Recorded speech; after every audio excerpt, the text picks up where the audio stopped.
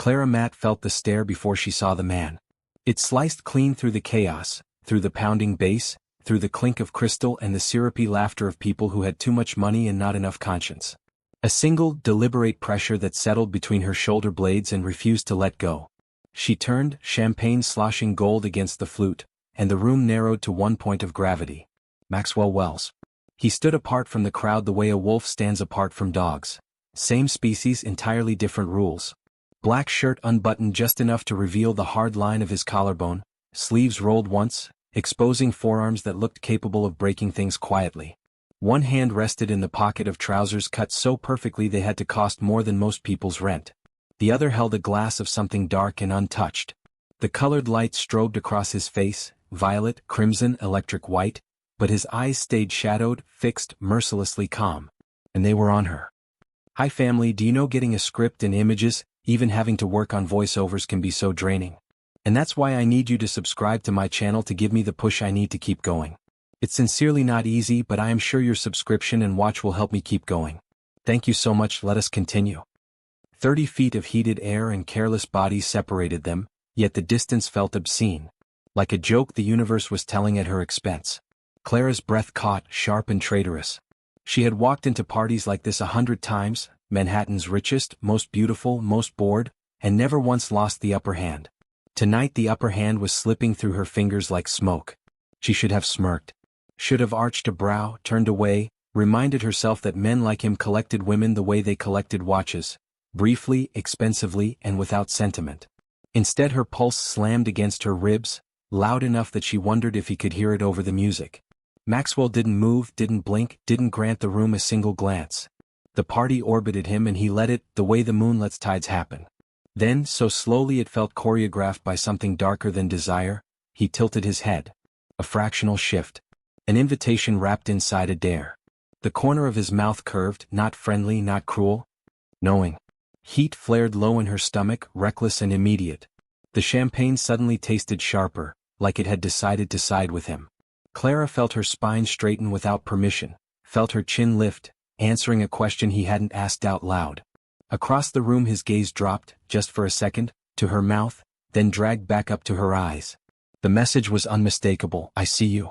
All of you. And I haven't decided what I'm going to do about it yet. Someone bumped into her, laughing, sloshing vodka across her wrist.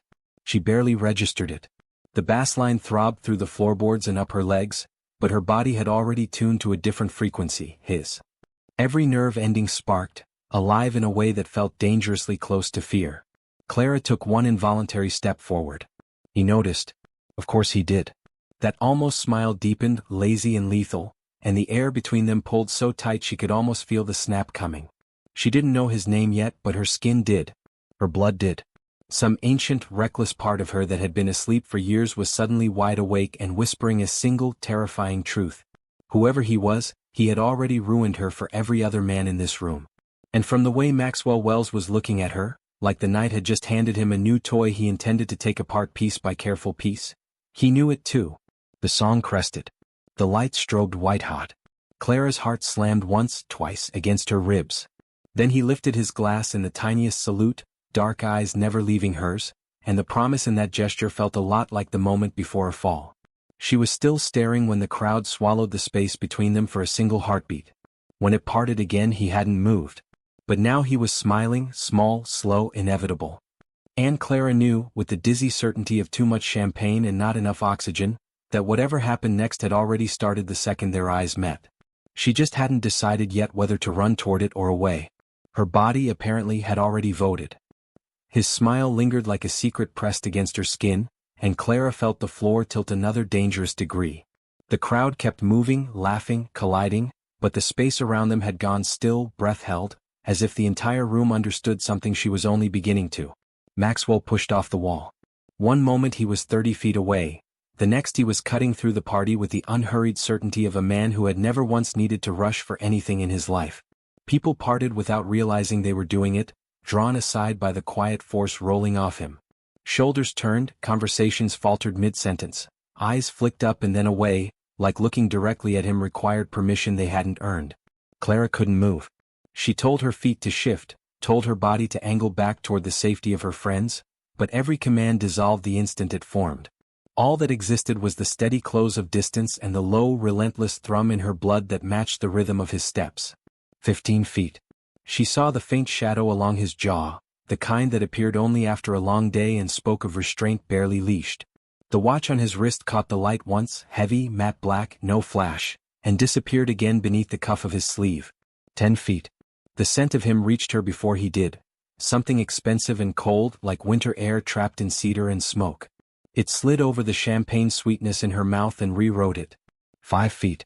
Her chest rose too fast. She felt the heat of her own skin, the sudden sensitivity of the silk against her collarbone, the way her pulse beat visibly at the base of her throat. She wondered if he could see it. Of course he could. The thought sent another wave of warmth spilling downward, slow and liquid. 3 feet.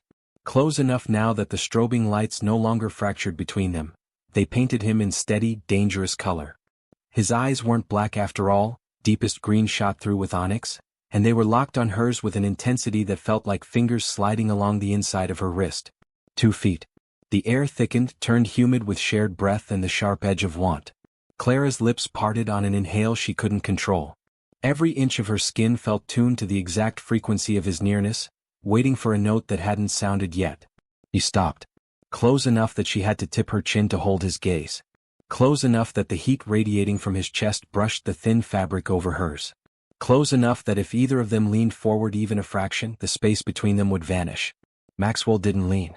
He simply stood there, tall and motionless, letting the current snap and crackle in the sliver of air still separating their bodies. His gaze dropped slowly, deliberately, to her mouth, lingered and returned to her eyes. The question was silent but unmistakable. "Your move, Clara." Her heart slammed once, hard, against her ribs. She didn't step back. She didn't step forward either. Not yet. The distance between them had shrunk to the width of a heartbeat. Clara felt the heat of him first, a steady, masculine warmth that pushed through the thin silk at her waist and settled low in her stomach like liquid fire.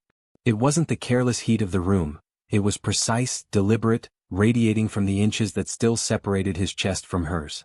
She could feel the shape of it, the outline of him, as if the air itself had learned the contours of his body and was pressing them against her skin in advance. His scent was stronger now, no longer a suggestion carried on the crowd's current but a private invasion. Cold cedar, faint smoke, something darker underneath that made her mouth water without permission. It curled inside her lungs and stayed there, refusing to leave on the next exhale. Her breath had gone shallow, quick, betraying her. She watched his chest rise and fall beneath the black shirt, slow, controlled, infuriatingly calm, and hated how easily he mastered the moment while she was unraveling thread by thread. Maxwell's gaze traveled over her face with the patience of a man who had never been denied anything worth having and therefore never needed to hurry. He studied the flush riding high on her cheekbones, the parted line of her lips, the frantic flutter at the base of her throat. Each observation felt like a fingertip dragged across bare skin. When his eyes met hers again, the steadiness in them was almost cruel, deep green ringed with black, unreadable and absolute. There was no plea in them, no urgency. Only certainty. Clara's spine brushed the edge of a low table behind her. She hadn't realized she'd been easing backward until the cool marble kissed the backs of her thighs through her dress. The small shock grounded her for half a second, long enough to remember she still had a choice. Then his presence swallowed the thought whole. He lifted his right hand, slowly enough that she could have stepped away, slowly enough that the motion itself felt like a question. The crowd blurred into watercolor streaks of color and sound. Someone laughed too loud somewhere far away, but the noise arrived muffled as if underwater. All that existed was the gradual rise of his knuckles, the faint shadow of stubble along them, the way the party lights caught on the matte black watch and slid away. His fingertips hovered beside her cheek, not touching, simply claiming the air there. She felt the warmth before contact, the promise of it, and her eyelids sank half-closed despite every rational protest screaming in the back of her skull. Then he made contact. The backs of his knuckles grazed the line of her jaw, barely pressure, more suggestion than touch, and the shock of it speared straight through her. Skin on skin for the first time, and it felt like the moment a match meets sulfur. Silent, inevitable, blazing. Heat bloomed outward from that single point of connection, racing along her nerves, pooling behind her knees, tightening her nipples against silk that suddenly felt far too thin. Maxwell traced upward, unhurried, mapping the edge of her cheekbone with the same reverent restraint he might use on something priceless and fragile. His thumb paused just beneath her lower lip, not pressing, simply resting in the small hollow there, and Clara felt her breath tremble against his skin. She should have pulled back. Instead her head tilted, the tiniest fraction, into the cradle of his hand. His pupils flared, the only crack in the composure, and she felt the answering clench low in her belly. The hand that wasn't touching her hung loose at his side, fingers half-curled as if resisting the urge to reach further. Restraint looked good on him. Dangerous. Beautiful. He let the pad of his thumb drag once, slow, deliberate, across the center of her bottom lip, parting them a breath wider. The contact was feather-light, yet her entire body lit up like he'd pressed his mouth there instead. A soft sound escaped her, not quite a sigh, not quite a moan, and she felt more than heard the low exhale that left his chest in response. Maxwell leaned in, not far, just enough that the heat of his torso brushed the front of her dress, enough that the next breath she took was laced with him. His forehead nearly touched hers. His lashes cast faint shadows across his cheekbones. The hand at her jaw slid downward, knuckles now tracing the frantic pulse along her throat, pausing at the hollow where her heartbeat betrayed every secret she owned. He stopped again. Waited. The unspoken question hung between them, shimmering like heat above pavement. More? Clara's lips parted further, but no words came. There was only the thick, syrupy want rolling through her veins and the knowledge, sharp, dizzying, that if he kissed her right now she would let him ruin her in front of 300 strangers and thank him for the privilege. His gaze dropped to her mouth again, lingered, returned to her eyes. The green had nearly disappeared beneath blown wide black. She felt the decision settle in her body before her mind caught up. A slow, liquid surrender that started in her knees and spread outward. Her own hand lifted, trembling, reckless, and settled against the open collar of his shirt. The skin beneath was fever-hot, the muscle beneath that harder than she'd imagined.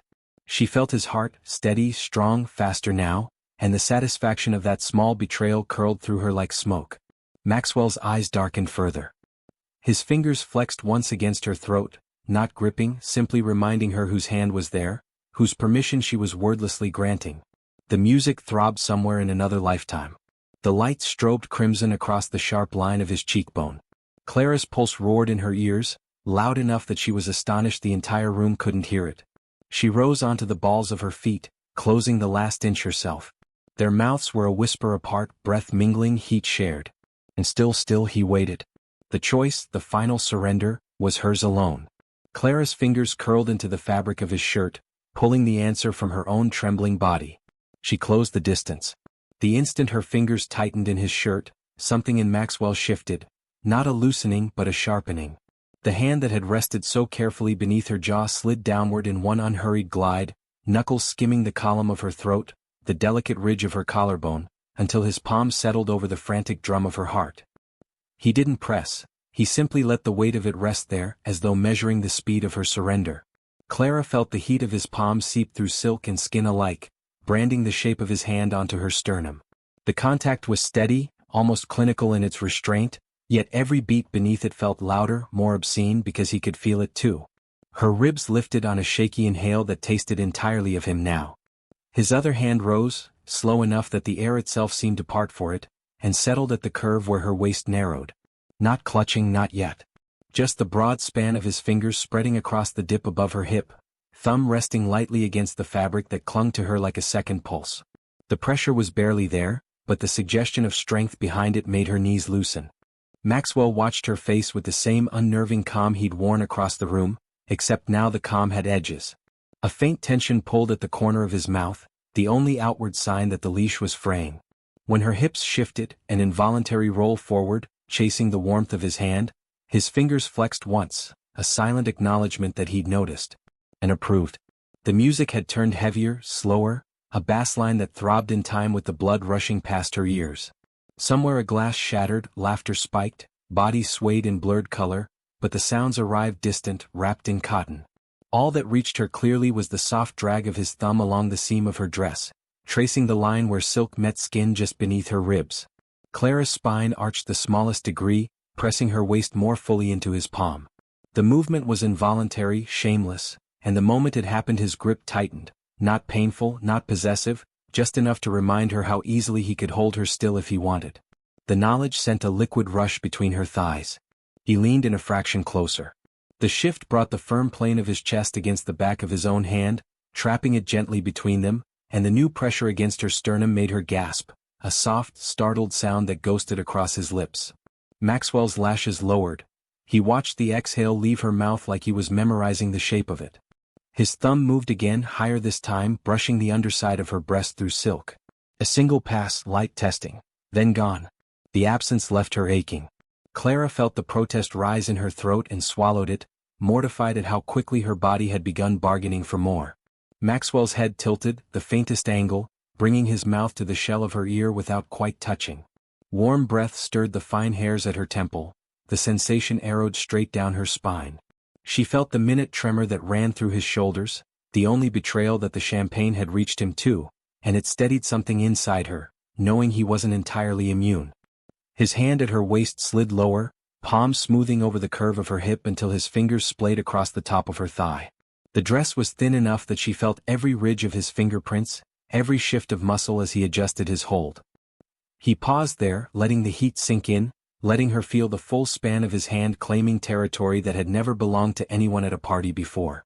Clara's own hands had moved without permission, one still fisted in his shirt, the other now flattened against the hard plane of his abdomen.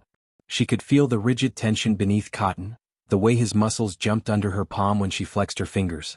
A silent conversation. I feel you holding back. I feel you wanting. His forehead brushed hers, barely contact, more a sharing of space, and the room narrowed to the heat where their skin almost met. The hand at her thigh inched upward again, slow enough that she could have stopped him, slow enough that stopping him felt impossible. His thumb traced the crease where hip met torso, a spot so sensitive she hadn't known it existed until his touch lit it on fire. Her breath stuttered. Maxwell stilled instantly, every finger, every muscle freezing mid-motion, waiting. The pause stretched, thick and electric, until she realized he was giving her the space to pull away. The realization poured through her like warm honey. He would stop the second she asked. The power of that choice, offered without a word, made her want him more brutally than any force ever could. Clara answered the only way her body knew how. She pressed closer, letting her breasts brush his chest, letting her thighs slide between his in one deliberate roll. The soft sound that left his throat was raw, almost startled, and it undid her. Maxwell's hand tightened at her waist, finally claiming, drawing her flush against him so that the hard line of his arousal pressed against her lower belly through layers of fabric that suddenly felt criminal. The contact sent a shockwave up her spine. Her head fell back on a silent gasp. He followed the motion, mouth hovering a breath above hers, eyes locked, pupils blown wide. The hand at her waist slid to the small of her back, arching her into him until there was no space left, only heat and friction and the thundering of two hearts discovering the same rhythm. His lips brushed the corner of her mouth, not a kiss, not yet, just the softest graze testing the final boundary. Clara's entire body trembled on the edge of the question neither of them had asked aloud.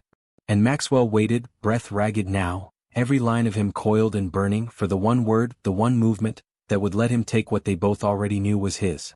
Clara felt the question hanging in the thin sliver of air between their mouths, unspoken yet louder than the bass line thrumming through the floor. Maxwell's hand at the small of her back had stilled completely, the other rested lightly along her jaw, thumb pressed to the corner of her lips as if holding the moment itself in place. He was close enough that every exhale from him brushed her mouth like a prelude. Her pulse was no longer in her throat, it was everywhere, behind her knees, beneath her tongue, in the frantic flutter of her lashes. The champagne had burned away hours ago, leaving only raw, undiluted want. She tasted it on every inhale. His breath, warm and faintly laced with whiskey, sliding across her parted lips and daring her to close the gap. Maxwell didn't. He waited. His eyes, storm green now, almost swallowed by black, searched hers with a patience that felt like torture. There was no plea in them, no impatience, only absolute certainty that the next move belonged to her alone. The knowledge poured through her veins like molten gold. He would stand here all night if that was what it took. He would let her walk away untouched if that was what she chose. The power of it made her dizzy. Clara's fingers uncurled from his shirt only to slide upward, trembling, until they rested against the heated skin at the base of his throat.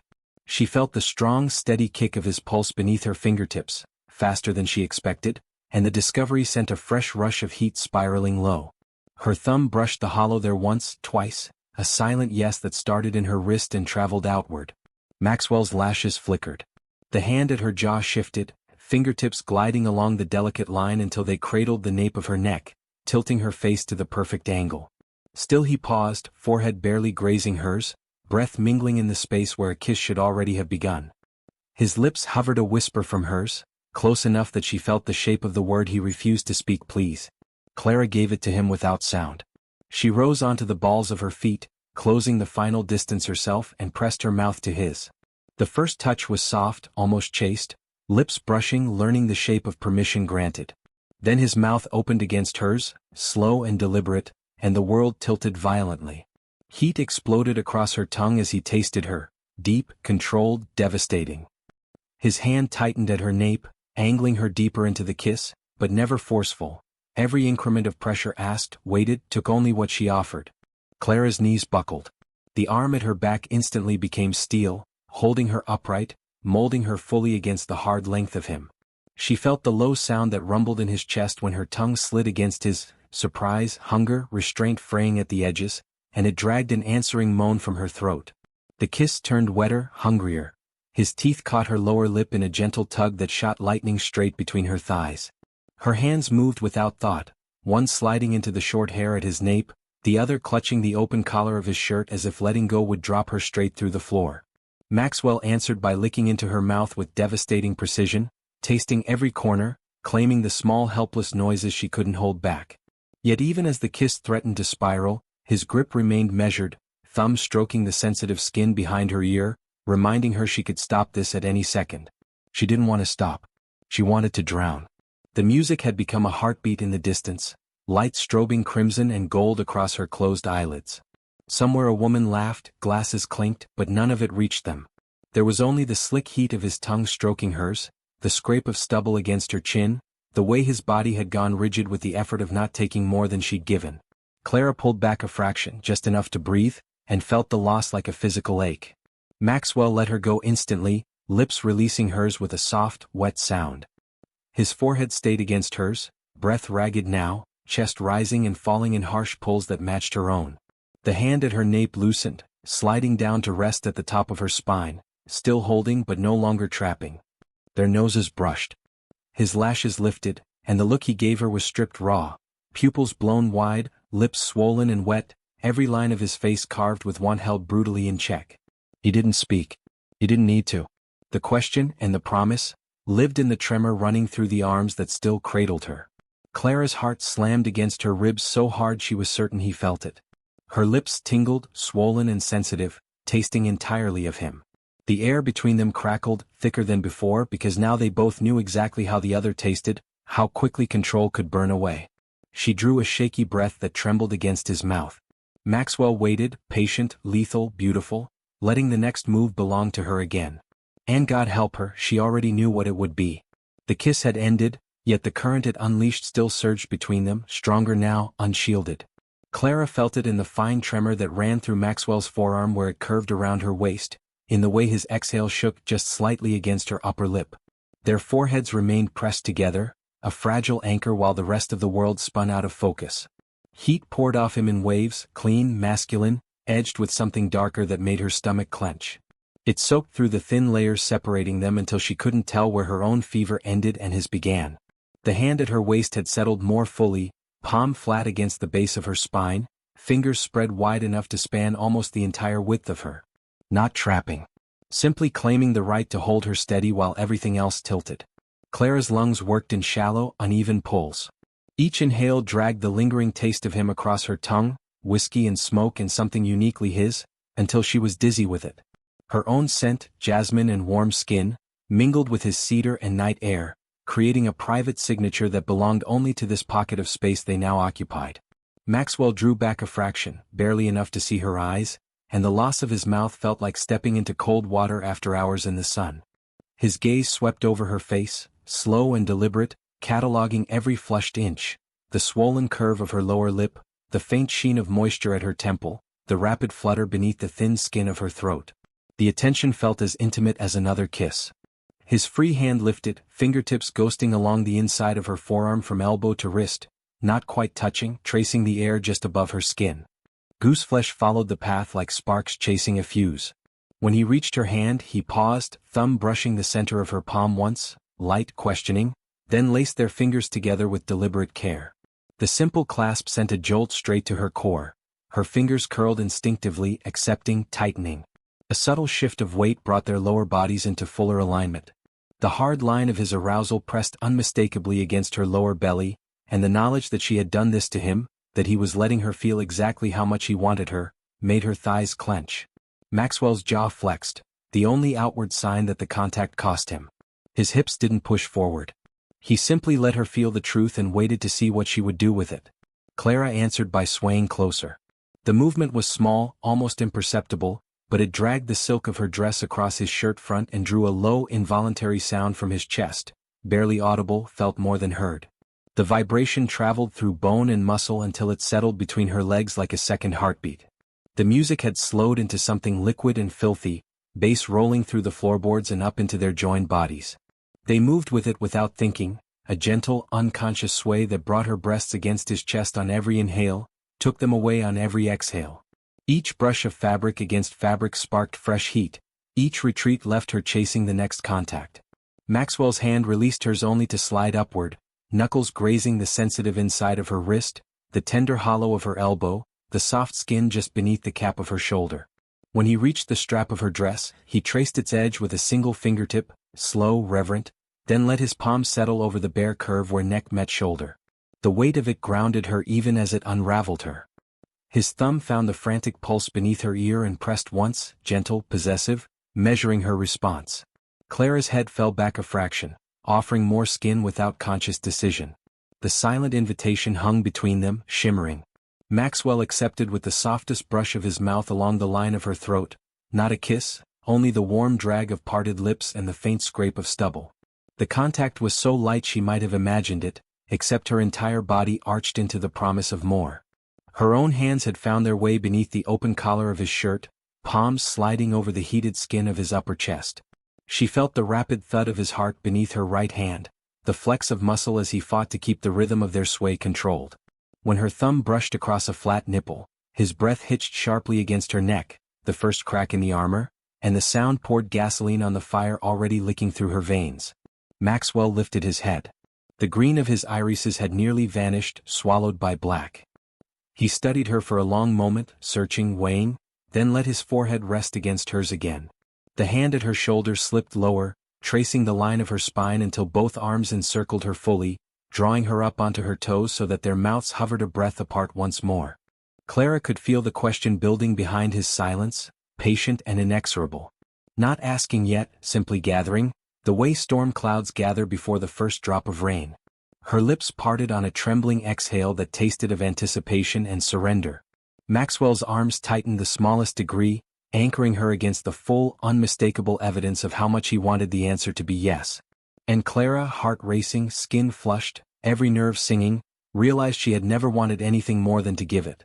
The air between them had turned molten, thick enough to taste, when a careless shoulder clipped Clara's back. The impact was light, someone spinning too fast, laughing too loud, but it shattered the fragile cocoon they'd built. Her body jerked forward, breasts pressing hard against Maxwell's chest for one startled heartbeat before instinct took over and she stepped back half a pace. The sudden rush of cooler air against her damp skin felt like a slap. Clara's pulse stumbled, then hammered harder. Heat flooded her cheeks, not from desire now, but from the abrupt awareness of eyes, of bodies, of the party that had never actually gone away. She felt the loss of his mouth like a phantom limb, felt the absence of his guiding hands as if someone had stripped her bare in front of strangers. Maxwell didn't move to chase the distance.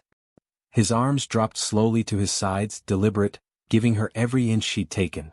Only his gaze stayed locked on hers, dark, steady, unreadable, asking nothing, demanding nothing. The restraint looked almost painful. A muscle ticked once along his clenched jaw, then stilled. Another body drifted past, close enough that the scent of vodka and coconut perfume cut through the cedar and whiskey haze that belonged only to him. Someone shouted a name, hers maybe. The sound arrived muffled, unimportant. Clara couldn't drag her stare from Maxwell long enough to check. She felt suddenly, stupidly exposed, as though the last 5 minutes had branded her skin with visible evidence. Her hands fluttered, uncertain where to land now that they no longer had permission to touch him. They settled against her own thighs, fingers curling into the silk of her dress as if anchoring herself to something solid. The fabric was warm, almost feverish from the heat trapped between their bodies moments ago. Maxwell tilted his head a fraction, barely movement, just enough to remind her the choice was still hers. The party light strobed crimson across the sharp cut of his cheekbone, then slid away, leaving him half in shadow again. His right hand lifted, slow enough to track, and hovered in the air between them, palm up, fingers loose. An offering. Or an invitation. Or simply proof that he hadn't vanished the instant the world intruded. Clara's chest rose and fell too quickly. Embarrassment warred with frustration, hot, prickling, unfair. She hated the sudden shyness crawling over her skin, hated the way her shoulders wanted to curve inward as if she could hide what had just happened inside the cradle of his arms. A reckless part of her wanted to step forward again, crowd back into the space she'd abandoned, consequences be damned. Instead she stayed rooted, pulse roaring in her ears, every nerve still singing from his nearness. The few inches she'd put between them felt like miles and nothing at all. She could still taste him on her tongue, still feel the phantom pressure of his hand at the base of her spine. A woman in silver sequins brushed past, giggling, phone flashlight slicing through the dim. The beam caught Maxwell's eyes for a second, green turned molten under the glare, before sweeping on. He didn't blink. Didn't look away from Clara even once. The steadiness of it poured liquid courage straight into her veins. Her own hand lifted, trembling, and settled over his still hovering one. Not taking, not yet, just resting there, skin to skin, a fragile bridge rebuilt. His fingers curled instantly, carefully, cradling hers without closing the trap. The simple contact sent a fresh shiver racing up her arm and down her spine, settling low and heavy. The music shifted, something slower, dirtier, and the crowd adjusted around them like water parting for stone. No one seemed to notice the way they stood suspended, half-separated, half-joined, breathing the same charged air. Clara felt the eyes that weren't looking, felt the space that belonged only to the two of them even in the middle of hundreds. Maxwell's thumb brushed once across her knuckles, slow, deliberate, then stilled again. Waiting. Always waiting. The patience should have calmed her. Instead it wound the tension tighter, because she knew exactly how much it cost him. Clara drew a breath that tasted of smoke and sweat in him. The embarrassment ebbed, replaced by something fiercer, determination maybe, or simple refusal to let the moment die. She stepped forward, not all the way back into his arms, but close enough that the heat radiating from his chest warmed her collarbones again. His eyes flared just once before the mask slipped back into place. But she'd seen it, the raw satisfaction, the hunger he refused to unleash without her word. Her fingers tightened around his. The party roared on around them, oblivious. Between their joined hands and the inch of space still separating their bodies, the promise burned hotter than ever, interrupted, not ended. Clara felt it settle under her skin like a second heartbeat. Whatever came next, she already knew she would follow it anywhere. Clara felt the exact second the haze thinned. It wasn't the music, still low and suggestive, or the brush of another stranger's elbow. It was quieter than that, a sudden clarity sliding between her ribs like cool water after too much heat. She was standing in the middle of a penthouse party, dress clinging to damp skin, mouth swollen from a stranger's kiss, fingers still tangled with a man whose last name she didn't even know. The realization landed softly, almost politely, and yet it changed everything. Her grip on Maxwell's hand loosened by degrees. Not a retreat, just a recalibration. The warmth of his palm remained against hers, steady and uninsistent, letting her decide how tightly, or how loosely, she wanted to hold on. She chose loosely. Barely there. Enough to keep the circuit alive, not enough to ignore the questions now lining up in her head. Maxwell sensed the shift instantly. His shoulders leveled. The faint tension that had lived along his jaw eased into something calmer, almost neutral. He didn't pull away, but he gave her the space she hadn't asked for aloud. A subtle widening of stance, a fractional drop of his chin that said take whatever time you need. The patience looked effortless on him, which only made her more aware of how deliberate it actually was. Clara's pulse, which had been a frantic drumline, slowed to something closer to caution. She could still taste him, dark, smoky, addictive, and the flavor made her stomach flip with a mixture of hunger and alarm. How had 30 minutes turned her into someone who would let a man press her against his body in full view of half the city's elite? The Clara who planned every exit, who never lost the upper hand, felt suddenly far away. She drew a slow breath through her nose. The air carried champagne fumes, someone's heavy oud cologne, the metallic edge of too many phones filming the night. None of it belonged to the private world she and Maxwell had carved out. None of it fit inside the shape his hands had made on her skin. The contrast scraped at her. Maxwell's thumb brushed the inside of her wrist once, light as a heartbeat, then stilled again. He wasn't asking for anything. He was simply reminding her he was still there, still listening to whatever silent conversation her body was having with itself. Clara let her gaze drift down to their joined hands. His fingers were long, knuckles faintly scarred, the kind of hands that looked capable of breaking expensive things without raising his voice. Against her softer skin they looked dangerous and careful at the same time. She studied the contrast the way a mathematician studies an equation she hasn't decided to solve yet. The lights overhead flickered through a slow rotation, indigo bleeding into amber, painting shifting shadows across the polished floor. Her reflection stared back at her from 1,000 dark surfaces. Lips darker than usual, pupils wide, hair slipping from its twist. She looked like someone who had already made a choice. The image unsettled her more than any stranger's stare ever could. Maxwell shifted his weight, just enough that the heat along her front lessened by a degree. Not abandonment, only room. She felt the absence like a question mark pressed to her sternum. Did she want the heat back? Did she want the risk? Her free hand rose without permission and settled against her own collarbone, fingertips brushing the place his mouth had grazed minutes earlier. The skin there still tingled as if his lips had left static behind. The memory sent a traitorous curl of want through her belly, sharp and undeniable. She hated how quickly her body voted before her mind had finished deliberating. Maxwell watched the motion with unblinking focus. When her fingers drifted lower, tracing the neckline of her dress, his throat moved in a single, controlled swallow. The reaction was so small she almost missed it, but it grounded her. He wasn't unaffected. He was simply better at waiting than anyone she'd ever met. Clara let her hand drop. The questions in her head rearranged themselves into something simpler. Not whether she wanted him, she did, God help her, but whether she was willing to step off the edge in front of all these people, in a room full of cameras and consequences. She met his eyes again. They hadn't moved, still storm green, still ringed with black, but something in them had softened at the edges. Not pity. Recognition. He understood exactly where her mind had gone, and he wasn't going to shame her for it or rush her through it. The music dipped into a slower tempo, bass vibrating up through her heels. Around them bodies swayed, drinks sloshed, someone shrieked in delight. None of it touched the quiet bubble that had reformed the instant she looked at him again. Clara drew another breath, deeper this time, and felt the decision settle behind her ribs like a coin finally landing heads up. She didn't step closer yet. But she didn't step away either. Maxwell's fingers tightened just once, around hers, not pulling, simply acknowledging the shift. The smallest curve touched the corner of his mouth, gone almost before it formed. Clara felt the anticipation coil low and hot, no longer distracted by the noise. She was ready to decide. She just hadn't said it out loud yet. The kiss still lived on Clara's mouth like a second heartbeat. She could feel it in the faint throb of her lower lip, in the way the air felt different now, thicker, slower, as if the room had learned to breathe with them. Maxwell had stepped back only enough to let the night slide between their bodies again, but the distance was meaningless. Every inch of her skin remembered exactly where his hands had been. The memory pulsed under the silk of her dress, warm and undeniable. Clara drew a careful breath and tasted him all over again, whiskey and restraint and something darker that had no name. The flavor settled on the back of her tongue and refused to fade. She had expected the aftermath to feel reckless, maybe even cheap under the indifferent party lights. Instead it felt sacred, like she had just signed a contract written in nerve endings and quiet consent. Maxwell watched her with the stillness of deep water.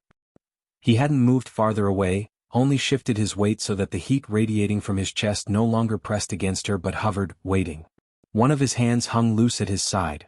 The other rested against the edge of a nearby table, fingers relaxed, knuckles pale from earlier tension now eased. The posture said he would stand exactly like this for the rest of the night if that was what she needed. She didn't know what she needed. Only that she needed something. Her own hands felt strangely empty. She flexed them once, then let them drift to the neckline of her dress, fingertips brushing the place where his mouth had grazed her throat. The skin there still carried the ghost of stubble, a faint rasp that made her stomach fold in on itself. The realization hit her low and hard. She had let a stranger mark her with sensation, and she had liked it. More than liked it. Craved the evidence. Across the small space between them, Maxwell's gaze tracked the motion. His lashes lowered a fraction, the only outward sign that he noticed. When her fingers stilled, he lifted his eyes back to hers, slow, deliberate, and the look in them was softer than before. Not triumph. Not possession. Recognition. As if he too was cataloging what had just shifted inside the architecture of the evening. Clara felt the blush rise again, but this time it wasn't embarrassment, it was ownership. She had chosen this. Every second of pressure, every slide of tongue, every moment she had leaned in instead of away. The power of that choice settled warm and heavy in her chest, chasing away the last chill of hesitation. The music had drifted into something languid, almost underwater. Purple light slid across the floor and painted faint bruises on Maxwell's cheekbones. Somewhere behind them a woman laughed too sharply, glass shattered, but the sounds arrived wrapped in cotton. Clara's world had narrowed to the quiet rise and fall of his chest, to the way his pulse still beat visibly at the base of his throat, faster than it had any right to be for someone so composed. She took one involuntary step forward. Not into his arms, not yet, just close enough that the warmth radiating from his shirt front kissed her collarbones again. Maxwell didn't reach for her. He simply let his hand lift from the table and hover at the level of her waist, palm open, an unspoken renewal of permission. The gesture was so careful it made her throat tighten. Clara studied the small distance between his hand and her body, 3 inches, maybe 4, and felt the pull like gravity. She could close it. She could take his wrist and place his palm exactly where it had been before the world intruded. The knowledge made her lightheaded. Instead she lifted her own hand and let her fingertips rest against the inside of his forearm, barely contact, just the pads of 2 fingers against warm skin and faint hair. The muscle beneath jumped once, then settled. She traced a single aimless inch upward, feeling the fine tremor he refused to let become a shudder. The restraint fascinated her. It made the wanting sharper, cleaner. Maxwell's eyes darkened, but he stayed perfectly still, letting her explore the new boundaries at her own pace. The patience should have felt distant. Instead it felt like worship. Clara's breath trembled out of her. She had expected satisfaction, maybe a lazy afterglow. She hadn't expected this bright, humming awareness that the kiss had only been the doorway, not the destination. Every cell in her body was tuned to the possibility of the next touch, the next surrender, the next moment she decided to give him. She met his gaze fully. The green had returned to his irises, ringed thinly with black, and in them she saw her own astonishment reflected back, quiet, reverent, hungry. Her fingers slid down to his wrist, circled it loosely and rested there. Not pulling. Not pushing. Simply holding the promise. Maxwell's lips parted on an exhale that sounded almost like relief. Clara felt the smile start somewhere behind her ribs and travel outward until it reached her mouth, small, secret, unstoppable. Whatever came next, she was no longer afraid of wanting it. She was only afraid of how long she could make him wait before she asked for it. Clara felt the decision arrive quietly, like a tide that had been rising all night finally reaching the shore. It wasn't reckless anymore. It was deliberate. She wanted the next breath to taste of him again. She wanted the weight of his hand to finish what it had started at the small of her back. She wanted to know what his restraint would feel like when she asked it to unravel. The knowledge settled low and warm in her belly, certain and unafraid. Maxwell hadn't moved, yet everything about him had sharpened into readiness. The inches between them hummed with it. His eyes, green again but darker now, tempered by night and want, rested on her face with the kind of focus that made the rest of the room irrelevant. When her chin lifted a fraction, he read the permission there instantly. His shoulders eased, the last invisible chain falling away. Clara took the step herself. One small, deliberate movement that erased the careful distance she'd created minutes ago. The silk of her dress brushed his shirt front. Her breasts grazed the firm wall of his chest. The contact was light, but it lit her nerves like struck matches. Maxwell's exhale stirred the fine hairs at her temple. He didn't reach yet. He waited for the second signal, the one that said keep going. She gave it with her hands. Both palms slid up the front of his shirt, slow enough to feel the heat trapped beneath cotton, slow enough to map the quickened thud of his heart. When she reached his collar, her fingers curled into the open edge and tugged, not hard, just enough to bring his mouth down to the level her body was already asking for. Maxwell answered instantly. One arm curved around her waist, palm spreading wide across the base of her spine, drawing her fully against him. The other hand rose to cradle the side of her throat, thumb settling into the hollow beneath her ear like it had been designed to fit there. He didn't kiss her yet. He simply held her, letting the length of his body speak first, the hard line of his arousal against her lower stomach, the tremor running through his thighs, the way his pulse hammered beneath her fingertips. Clara felt every inch of the confession and answered with a soft roll of her hips that dragged a rough sound from his chest. The noise vibrated through her bones and pooled liquid between her legs. She rose onto her toes, chasing his mouth, and this time he met her halfway. The second kiss was different, deeper from the first stroke, hungrier but still measured. His tongue slid against hers in a slow, deliberate claim that asked and answered at the same time. Clara opened for him without hesitation, tasting whiskey and heat and the faint edge of desperation he finally allowed her to feel. Her back arched, pressing her breasts harder against him. The hand at her spine tightened, guiding the angle until she was half lifted off her feet. When they broke apart, it was only far enough to breathe. Maxwell's forehead rested against hers again, but this time there was no pause, no uncertainty. His nose brushed hers in a small, deliberate nudge, an unspoken question wrapped in affection. Clara answered by sliding one hand into the hair at his nape and pulling him back down. The third kiss was pure surrender. She felt it in the way her knees loosened, in the soft moan she couldn't hold back when his teeth grazed her lower lip. She felt it in the way his arm locked around her waist, lifting her slightly so the hard length of him settled more firmly between her thighs. The friction tore a gasp from her throat.